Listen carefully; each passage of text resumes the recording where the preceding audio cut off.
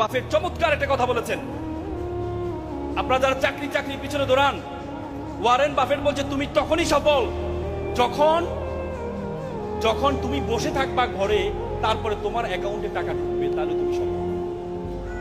আপনি চাকরি করেন 9 ঘন্টা 8 ঘন্টা, চাকরি করার পরে আপনি যখন চাকরি শেষ, আপনার বেতন শেষ, চাকরি শেষ, আপনার বেতন শেষ।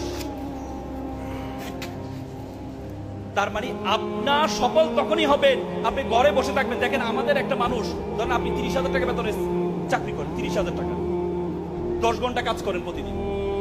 যদি 10 ঘন্টা কাজ করেন তাহলে প্রতি ঘন্টার বেতন কত দাঁড়ায় বলেন তো? 100 টাকা। যদি 60,000 টাকা বেতন, তাহলে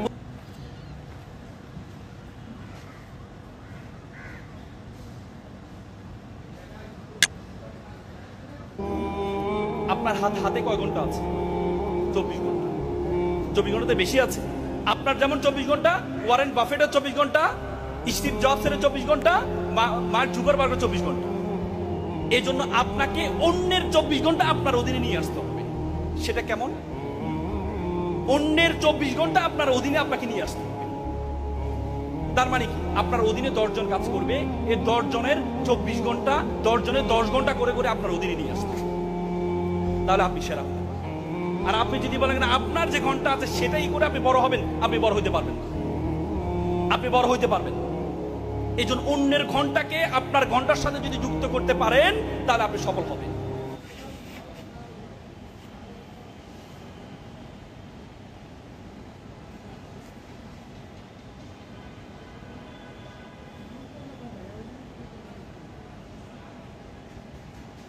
মাত্র পেশা, যে পেশার কথা আল্লাহ কোরআনে বলেছেন, আল্লাহ বলছে আহাল্লাল বাইয়া ওয়া হাররামার রিবা, আমি তোমার জন্য ব্যবসাকে হালাল করেছি। পৃথিবীতে কোনো পেশার কথা কোরআনে উল্লেখ নেই, শুধু ব্যবসার কথা বলা আছে। আশারে মুবাশশারা, যারা জান্নাতে সুসংবাদ পেয়েছেন যে 10 জন, তার মধ্যে 9 জনে ব্যবসায়ী ছিলেন। আল্লাহ রাসূল নিজে ব্যবসায়ী ছিলেন, তার ওয়াইফ ব্যবসায়ী ছিলেন, তার 4 খলিফা ব্যবসায়ী ছিলেন। তার মানে আপনি ব্যবসায়ী হওয়ার জন্য এত হীনমন্যতা ভোগেন কেন? হীনমন্যতা ভোগেন কেন? আপনার সবসময় মনে করেন টাকা লাগবে,